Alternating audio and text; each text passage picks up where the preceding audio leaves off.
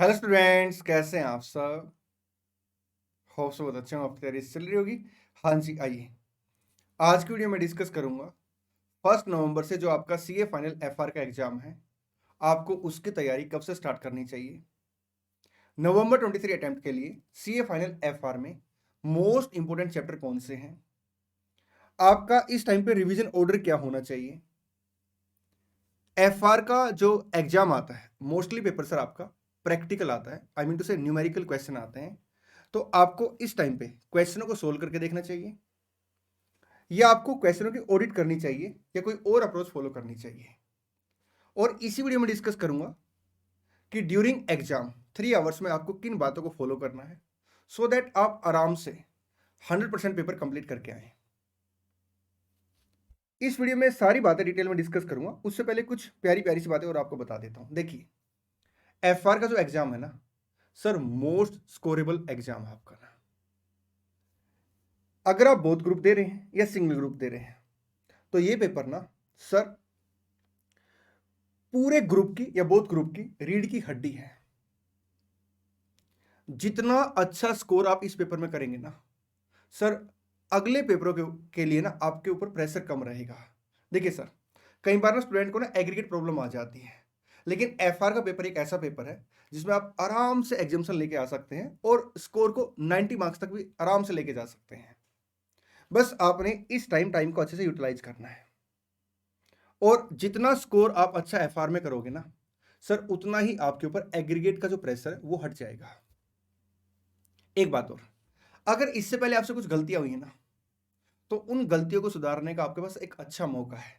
क्योंकि जितना time sir आपको एफआर के पेपर से पहले मिलता ना, उतना टाइम किसी और पेपर से पहले नहीं मिलता। इसलिए ये जो अब टाइम आने वाला ना, जिस डेट से मैं आपको बताऊंगा कि आपने इस डेट से स्टार्ट करना है एफआर को, सर इसे बेस्ट से बेस्ट यूटिलाइज करना है। सबके पास सेम टाइम है। अब आप उस टाइम को कैसे यूटिलाइज करेंगे सर, आप उससे उस टाइम से सर कितना आउटपुट निकालेंगे, तैयारी कैसे करेंगे, इन सब का सर जो बेनिफिट है ना आपको आपके एग्जाम में देखने को मिलेगा। आइए स्टार्ट करते हैं। सबसे पहले सर हमें ना अपने एफआर की तैयारी कब से स्टार्ट करनी चाहिए। बेटा मेरे हिसाब से जो आपके लिए सही टाइम ना, वो 26 अक्टूबर है। आप इस टाइम को थोड़ा सा मतलब पहले या बाद में स्टार्ट कर सकते हैं, अकॉर्डिंग टू कि आपके बाकी सब्जेक्ट की तैयारी कैसी है और आपने एफआर की तैयारी पहले कैसे कर रखी। ठीक, एक जो अप्रोप्रिएट टाइम है मेरे हिसाब से 26 अक्टूबर को सर आपको क्या करना चाहिए, अपने एफआर की तैयारी स्टार्ट कर देनी चाहिए। और 26 अक्टूबर को सर आपको जो सबसे पहले टॉपिक करना चाहिए, वो आपको इंडेस 115 करना चाहिए। मैं एक बात और आपको बताता हूं, अभी कुछ दिन पहले ना मैंने क्या किया था, एफआर का एबीसी एनालिसिस डाला था। और जैसे मैंने इस वीडियो के स्टार्टिंग में बताया कि आपके नवंबर 23 एग्जाम के लिए एफआर के कौन कौन से चैप्टर ऐसे जो मोस्ट इंपोर्टेंट चैप्टर है, तो मैंने उसी एबीसी एनालिसिस में सर लिस्ट ए दी थी, जिसमें पूरी एक्सपेक्टेशन है कि अराउंड 100 मार्क्स का पेपर उन्हीं चैप्टर से आ जाएगा। और ये जो रिवीजन ऑर्डर मैंने बनाया ना, ये भी सर उसी ट्यूनिंग पे बनाया है। देखिए सर, ये आपके लिस्ट ए के चैप्टर हैं, जिसमें से अराउंड आपका 100 मार्क्स का पेपर आ जाएगा, एक एक्सपेक्टेड है। ठीक है, और जो मैंने लिस्ट भी दी है ना सर, इसमें भी मैंने क्या किया था सर, ऑर्डर रखा कि पहले आपको इंडेक्स 113 करना है, फिर 21 करना है। ठीक है, और मैंने जो आज शेड्यूल बना के दिया ना आपको, ये इसी अप्रोच के तहत बनाया। हाँ, एक दो चैप्टर मैंने ना क्या किया है, जो आपके कैटेगरी एम है, एक दो चैप्टर आगे पीछे कर दिए, सो दैट इस टाइम आपके ऊपर कोई प्रेशर ना बने चैप्टर को लेकर। ठीक है जी सर, ये जो एबीसी एनालिसिस है, और मई 18 से लेके मई 23 तक सर एग्जाम का क्या ट्रेंड रहा है, उसकी मैंने शीट बना रखी। वो सब मैं अपने टेलीग्राम चैनल पे शेयर कर दूंगा। और ये जो आज मैं आपके साथ रिवीजन स्ट्रेटेजी डिस्कस कर रहा हूँ, ये जो प्लान डिस्कस कर रहा हूँ, ये शीट भी मैं आपके साथ सर अपने टेलीग्राम चैनल पे शेयर कर दूंगा। आइए आगे बढ़ते हैं। सर सबसे पहले आप क्या करेंगे, इंडेस 115 करेंगे। ठीक, उसके बाद शेयर बेस्ड पेमेंट और इंडेस 36। सर ये आपके पहले दिन का टारगेट रहेगा। इसमें अगर आप देखेंगे ना, तो दो आपके प्योर प्रैक्टिकल जो आपके क्वेश्चन आते हैं सर, जहाँ से प्रैक्टिकल क्वेश्चन सर जहाँ से आते हैं, न्यूमेरिकल क्वेश्चन आते हैं, वो इंडेक्स कवर हो जाएंगे। और एक सर आपका मिक्स इंडेक्स कवर हो जाएगा, जिसमें सर आपके कुछ थ्योरी बेस्ड भी क्वेश्चन बन सकते हैं। ठीक है जी सर, उसके बाद सर नेक्स्ट डे आपने क्या करना, मॉर्निंग में फाइनेंशियल इंस्ट्रूमेंट स्टार्ट करना और उसे सेम डे में कंप्लीट करना है। उसके बाद इंडेक्स 34, 33 एंड CSR। ये देखिए सर, ये दो हल्के चैप्टर हैं देखने में, और यहाँ से सर हो सकता है 5 to 10 मार्क्स के क्वेश्चन आ जाए। ठीक, 28 अक्टूबर को सर आपने क्या करना, CFS and business combination sir same day में कंप्लीट करने दोनों चैप्टर ना सर। एटलीस्ट आपको फ्रॉम 26 अक्टूबर से लेके sir till your exam at least आपको 13 to 14 आवर्स डेली बेस पर पढ़ना है। एक दो बातें मैं आपको बीच बीच में बताता रहता हूँ सर। नेगेटिव लोगों से दूर रहें। बहुत सारे लोग ऐसे कहेंगे यार अभी तक तैयारी नहीं, अब क्या करोगे। मैं आपको बता दूं, यही वो टाइम है जहां पे सर आप अपने आप को अच्छे से परफॉर्म करके दिखा सकते हो। एक बात और बताता हूं, इस टाइम पे ना हल्की फुल्की सी टेंशन रहती है और ये बड़ी नेचुरल है, क्योंकि आप में से ना कोई फर्स्ट रैंक होल्डर भी बनेगा और इस टाइम उसको टेंशन है, इसलिए बड़ा नेचुरल है। बट हाँ, उस टेंशन की वजह से आपका एक्शन क्या है। एक तो एक्शन ये रहेगा कि यार मैंने पढ़ाई नहीं की, पता नहीं क्या होगा कैसे होगा, इसमें आप टाइम वेस्ट कर रहे हो। एक एक्शन क्या है, जो भी हुआ छोड़ो उसको ना, होगा जो देखा जाएगा। मैंने क्या करना, एटलीस्ट डेली 13 to 14 आवर्स पढ़ाई करनी है। तो आपके एक्शन सर इस टाइम पे बड़े पॉजिटिव होने चाहिए, नेगेटिव लोगों से दूर रहना है। और एक बात और, अपने दोस्तों से ना इस टाइम पे ज़्यादा डिस्कस मत करना कि मेरी तैयारी कैसी है, आपकी तैयारी कैसी है, क्योंकि ये चीज़ें ना आपका टाइम बड़ा वेस्ट करती हैं। ठीक, चलिए आगे बढ़ते हैं। 29 अक्टूबर को analysis of financial statement and schedule 3 आप मॉर्निंग में करेंगे। उसके बाद इंडेस 116, 12, 13, 21 फ्रेमवर्क, इंडेस 23 एंड 38। ठीक, 30 अक्टूबर को सर आप क्या करेंगे, सबसे पहले मॉर्निंग में इंडेस 20, उसके बाद इंडेस 19, 40, 101, 8, 7, 1 एंड 2। सर 31 अक्टूबर को ना ट्राई करना आपने as soon as possible sir आपका इंडेस 41, 10, 37, 108, 16, 105, 24 एंड इंटीग्रेटेड रिपोर्टिंग का चैप्टर, ये सारे का सारा सर सिलेबस आपका कंप्लीट हो जाए। ठीक सर, एक बात बताइए, हमारे जो एग्जाम है ना वो 1 नवंबर से है, लेकिन आपने जो सिलेबस है वो 31 अक्टूबर को फर्स्ट हाफ तक कंप्लीट करा दिया है बेटा। बिल्कुल सर, इसके पीछे लॉजिक क्या है मैं आपको बताऊं बेटा।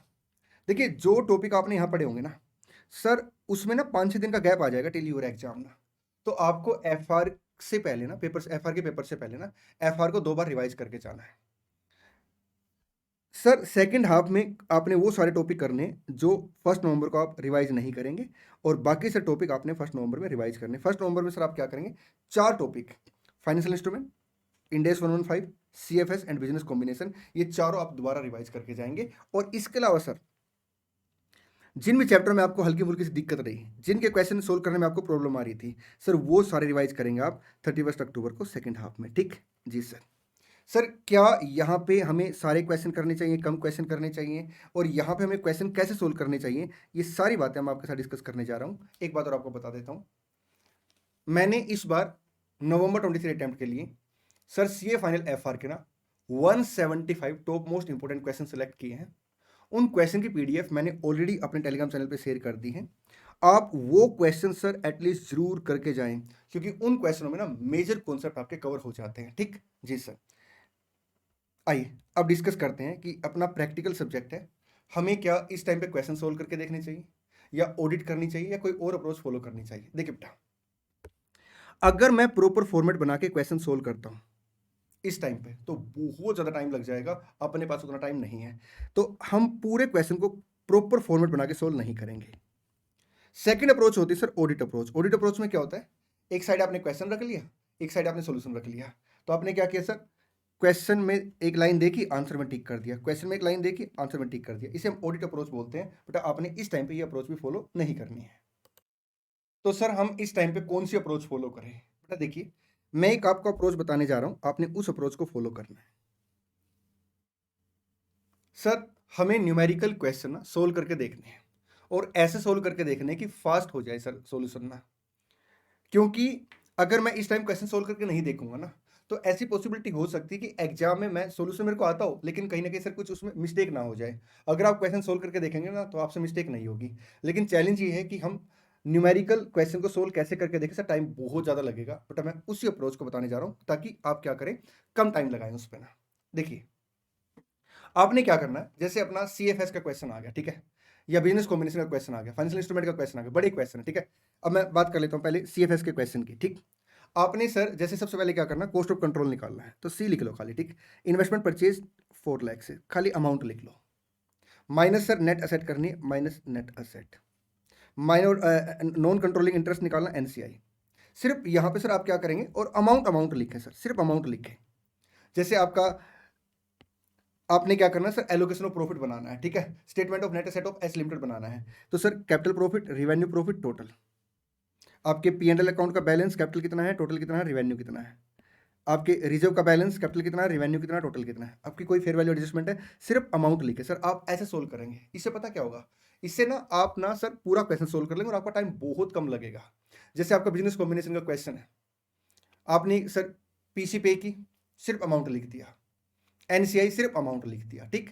सर कुछ चैप्टर ऐसे हैं जिसको आप कैलकुलेटर सोल्व करके देख सकते हैं। जैसे मान लो फाइनेंशियल इंस्ट्रूमेंट में सर क्वेश्चन आ गया, आपको क्या करना है सर, कंपाउंड फाइनेंशियल इंस्ट्रूमेंट में एलोकेशन करना, तो आप कैलकुलेटर सोल्व करके देख सकते हैं सिर्फ, ठीक। कुछ क्वेश्चन सर ऐसे हैं जिसको सर आप ओरली भी चेक कर सकते हैं।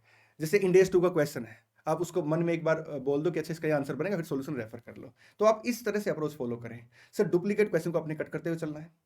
अगर किसी क्वेश्चन में सर आपको लगता है कि इस क्वेश्चन में ना, जो क्वेश्चन अभी अभी हमने डिस्कस किया या सोल्व किया है, इस क्वेश्चन में एक या दो एडजस्टमेंट अलग है, तो आप सिर्फ उन एडजस्टमेंट का ट्रीटमेंट सर लिख के देख सकते हैं। और अगर आपको लगता है कि नहीं सर एडजस्टमेंट एक दो अलग है, लेकिन क्वेश्चन का ना स्ट्रक्चर चेंज हो रहा है, तो फिर आप क्वेश्चन को पूरा सोल्व करके देख सकते हैं, ठीक।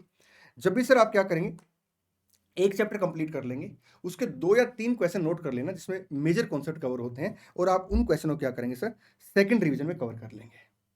इस वाले रिवीजन में उनको क्या करेंगे, कवर कर लेंगे।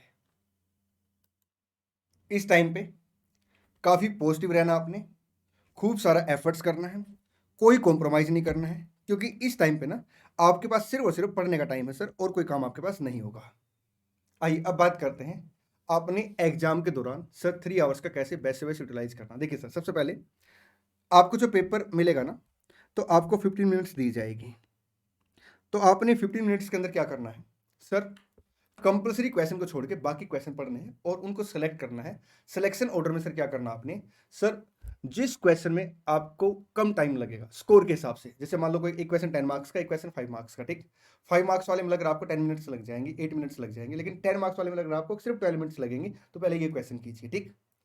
सर 15 मिनट्स में अगर आप पूरा क्वेश्चन पेपर पढ़ लेते हैं और आपने क्वेश्चन करने का ऑर्डर भी सिलेक्ट कर लिया, तब भी टाइम बच गया है, तो फिर कंपलसरी क्वेश्चन पढ़ लो, अदरवाइज कंपलसरी क्वेश्चन को सर साइड में रखो, ठीक। जी सर। सिलेक्शन ऑर्डर में सर पहले स्मॉल क्वेश्चन आएंगे, फिर क्या आएंगे, बिग क्वेश्चन आएंगे। एक तो आपने इस बात का ध्यान रखना, ठीक। मैं आपको आज ही बता देता हूँ बेटा, एफआर का पेपर ना जनरली टफ नहीं आता, लेकिन लेंथी जरूर आता है। और लेंथी पेपर में एक ही चैलेंज होता है कि आपको पेपर 100% कंप्लीट करना है।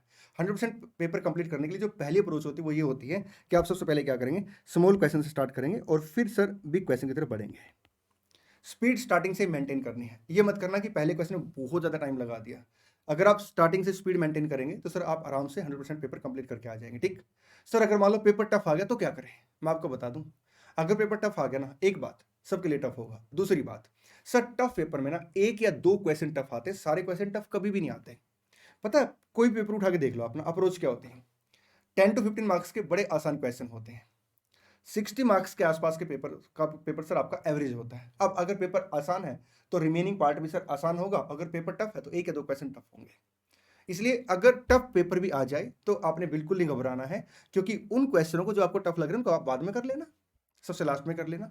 पेपर आपने 100% अटेम्प्ट करके आना है। एक दो प्रॉब्लम और आ सकती है, जैसे मान लो क्या हुआ, इंस्टीट्यूट ने दो अलग अलग कॉन्सेप्ट को मिला के क्वेश्चन दे दिया और आपने पहले क्या कर रखा था, कॉन्सेप्ट वाइज क्वेश्चन को सोल्व कर रखा था। कोई बात नहीं, अब आप क्या करेंगे सर, दोनों कॉन्सेप्ट को जितना आपने पढ़ रखा उसके हिसाब से सर लॉजिकली चलेंगे, आपका आंसर बिल्कुल ठीक हो जाएगा। ऐसी प्रॉब्लम आ सकती है कि आपको पूरा क्वेश्चन आता है, उसमें एक या दो एडजस्टमेंट नहीं आती। अब क्या करें सर, बट आप पता है ऐसे क्वेश्चन में आपने क्या करना है, जो एडजस्टमेंट आपको नहीं आती ना स्टार्टिंग में उनको पेंडिंग रखो, साइड में कर दो, ठीक। और अपने जो बिल्कुल कॉन्सेप्चुअल आपके पास सर जो क्लैरिटी है उसके हिसाब से क्वेश्चन सोल्व करना स्टार्ट कर दो। आप देखना सर, जो एडजस्टमेंट आपको नहीं आती ना उनका भी आपको रास्ता मिल जाएगा। सर ऐसा भी तो हो सकता है कि हमें क्वेश्चन बिल्कुल ही नहीं आता हो, बट देखिए ऐसी पॉसिबिलिटी बड़ी कम है। हाँ, ये हो सकता है कि एक क्वेश्चन में आपको कंपेरेटिवली एडजस्टमेंट ज़्यादा नहीं आती, तो भी कोई बात नहीं। जो आपको सर कंसेप्चुअल क्लैरिटी ना, जो आपके पास लॉजिक है उसके हिसाब से आप क्वेश्चन सोल्व करना, आपको सर क्वेश्चन खुद ही रास्ता दे देगा। चलिए मेरे प्यारे प्यारे बच्चों, आज की वीडियो यहीं समाप्त करते हैं। और जो बातें मैंने यहाँ पे बताई आपने डेफिनेटली फॉलो करनी है। एक दो बातें मैं फिर से रिपीट कर देता हूँ सर, जो टॉप मोस्ट इंपॉर्टेंट चैप्टर है वो कैटेगरी ए में है। मैं आपके साथ एबीसी एनालिसिस शेयर कर दूंगा दोबारा। 175 टॉप मोस्ट इंपॉर्टेंट क्वेश्चन मैंने शेयर कर रखे, वो आपने एटलीस्ट जरूर करके जाने। प्रैक्टिकल क्वेश्चन सर इस टाइम क्वेश्चन सोल्व करके देखना है, और जैसे मैंने अप्रोच बताई सर इसके हिसाब से आपने क्वेश्चन सोल्व करने हैं। नेगेटिव लोगों से दूर रहना है, बड़े पॉजिटिव माइंड के साथ सर आपने अच्छे से एफर्ट्स करने हैं, ठीक। और इस बार एग्जाम को फोड़ के आना है। कमेंट बॉक्स में प्रॉमिस कीजिए कि सर हाँ, हम अच्छे से टाइम को यूटिलाइज करेंगे, 14 घंटे कम से कम पढ़ेंगे और एग्जाम को फोड़ के आएंगे। Thank you so much, all the best, good bless you. और हाँ, इस बार एग्जाम को फोड़ के आएंगे।